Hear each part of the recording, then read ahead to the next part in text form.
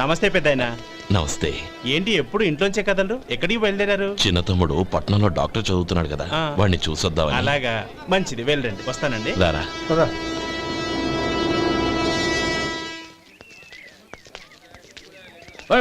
ఆగండి ఆగండి, ఎక్కడికి? లోపలికయ్యా.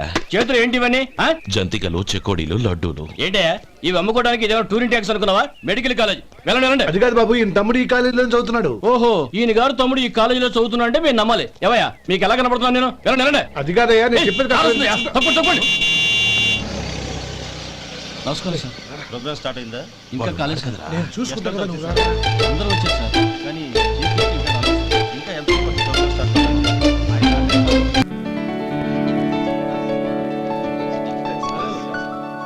సత్యం,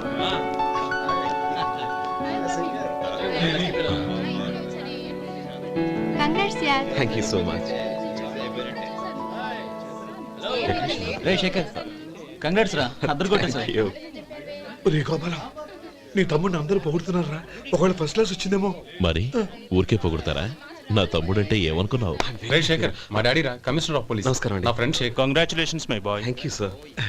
ముందుకెళ్దాం పదరా. లేదే, వద్దురా. ఏ తమ్ముడు డాక్టర్ చదవడం మనకి గర్వంగా ఉండొచ్చు కానీ ఈ పల్లెటూరుని తన అన్నయ్య అని చెప్పుకోవడానికి వాడికి ఇబ్బందిగా ఉంటుంది. పైగా వాడి చుట్టూ పెద్ద పెద్దోళ్ళంతా ఉన్నారు. ఇలా దూరం నుంచి చూద్దాం. డియర్ స్టూడెంట్స్, మన కాలేజీ రజతోత్సవం జరుపుకునే సందర్భంలో మన కాలేజీ అంతా గర్వపడే విషయం, మీరందరూ ఆనందించే విషయం ఒకటి చెప్తాను వినండి.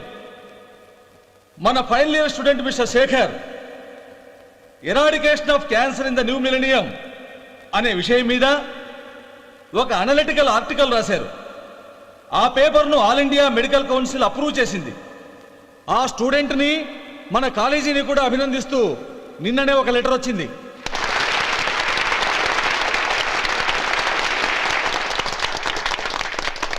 ఇంతటి చిన్న వయసులో ఇటువంటి అద్భుతమైన పేపర్ను సమర్పించిన మిస్టర్ శేఖర్ను అభినందిస్తూ మీ తరపున, మన కాలేజీ తరపున గోల్డ్ మెడల్తో సత్కరించాలని నిర్ణయించాం.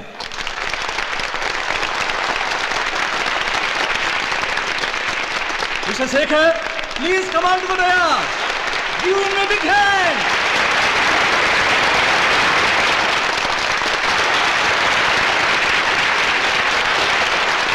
Congrats my boy. Thank you sir.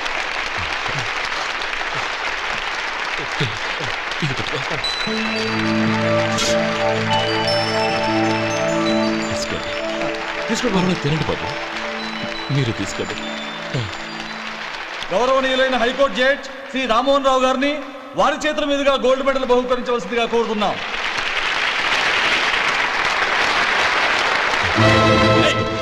మిమ్మల్ని లోపల రావద్దంటే నాకు కళ్ళు కప్పి లోపలికి వస్తారా? పోయింది బయటికి. అది కాదు బాబు, ఒక్క నిమిషం చూసి వచ్చేస్తాం. అమ్మిని చాలవా? నడవండి బయటికి.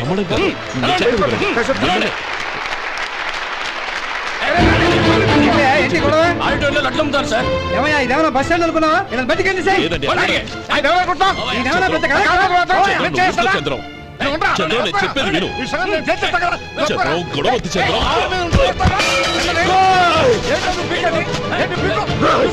ఎంత పొగరా నీకు? మా అన్నయ్య మీద చేయిస్తావా? నిన్ను ప్రాణాలు తీస్తాను. చెప్పేది విను. చంపేస్తాను. గొడవ వద్దు శేఖర్, నా మాట వినరా. నువ్వు అన్నయ్య. నేనా? డియర్ స్టూడెంట్స్, నేనేదో గొప్పగా సాధించానని నన్ను అందరూ ప్రశంసించారు. ఈ ప్రశంసలన్నిటికీ కారణం నేను కాదు, ఈయన మా అన్నయ్య. మా అన్నయ్య కనుక నన్ను కష్టపడి చదివించుండకపోతే నేను ఈ పాటికి ఏ పల్లెటూళ్ళలోనూ గేదెలు కాసుకుంటూ ఉండేవాడిని. ఈయన ముతక బట్టలు చూసే కదా అవమానించారు. ఈ రోజు నేను ఈ స్థితిలో ఉన్నానంటే కారణం ఈ ముతక బట్టలే. నేను తెల్ల కోటు వేసుకుని డాక్టర్ని కావాలని ఈయన కాడి కట్టి దుక్కి దున్ని తన జీవితాన్నంతా బురదలో గడిపాను. డియర్ ఫ్రెండ్స్, నా తల్లిదండ్రులు నేను చూడలేదు. అటువంటి నాకు ఒక తల్లై తండ్రై పెంచి పెద్ద చేసి నాకు జీవితాన్ని ఇచ్చిన మహానుభావుడు మా అన్నయ్య. నాకు వేరే దేవుడు లేడు, మా అన్నయ్య నాకు దేవుడు. నాకు దొరికినట్టు మా అన్నయ్య లాంటి బంగారు అన్నయ్య ఈయనకి లేడు. అలా ఉండుంటే ఈయన కూడా ఎన్నో సాధించేవారు. మీ అందరిలాగా చదువు పుట్టు వేసుకుని ఇక్కడికి వచ్చింటే ప్లీజ్ శేఖరం, శేఖరం. అన్నయ్య ఏమిట్రా ఇది?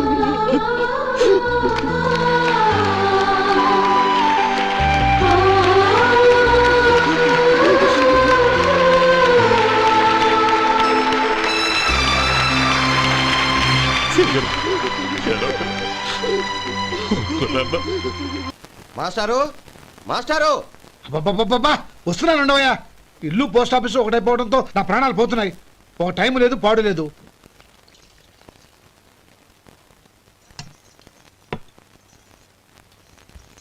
ఏమండి సాయంత్రం అమ్మాయిని చూసుకోవడానికి పెళ్లివారు వస్తున్నారు. అయితే మర్చిపోతారేమోనని. ఎందుకు మర్చిపోతాను? ఇది 36వ సంబంధం. వాళ్ళందరికీ నచ్చంది వీళ్ళకి మాత్రం నచ్చుతుందా? మర్చిపోతానంట, మర్చిపోతాను. ఏంటయ్య కంగారు? వస్తున్నాను కదా. ఏం కావాలి? 2 ఇంగ్లాండ్ కవర్లు 2 కార్డులు రండి. ఆ.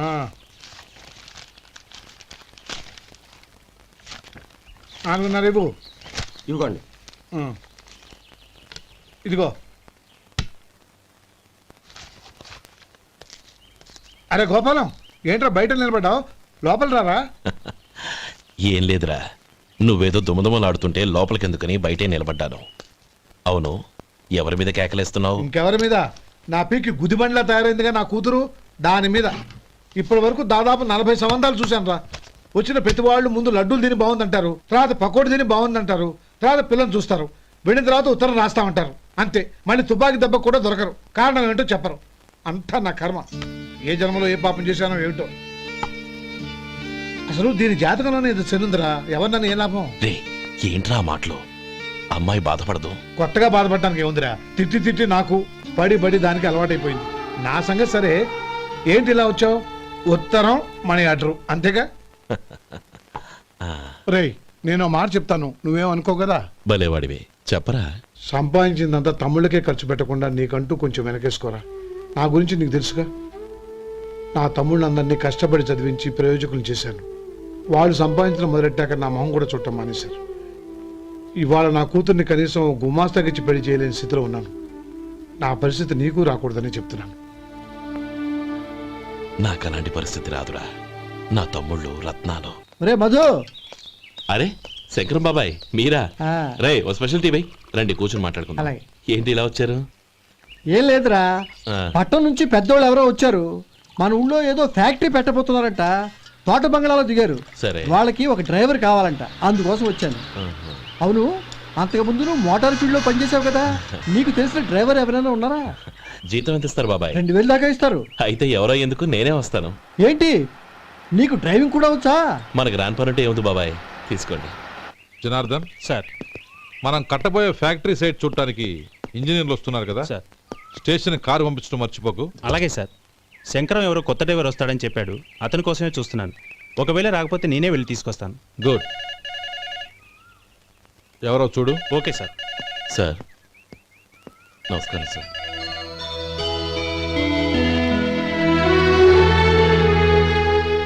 నువ్వు గోపాలరావు తమ్ముడు కదూ? అవునండి.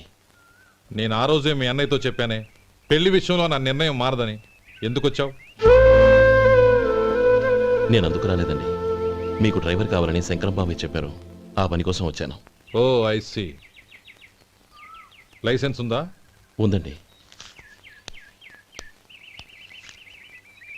ఓకే, ఆ కార్ తీసుకుని స్టేషన్కి వెళ్ళు. నీ కూడా మా పిఏ వస్తాడు. అలాగే సార్. ఇంకో విషయం, నువ్వు ఎవరివి ఏమిటన్నది ఎట్టి పరిస్థితుల్లోనూ మా అమ్మాయికి తెలియకూడదు. అర్థమైందా? అలాగే సార్. వెళ్ళు.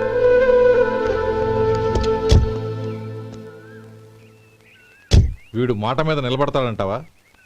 కోట్లిచ్చినా మాట తప్పని వంశం అండి వాళ్ళది.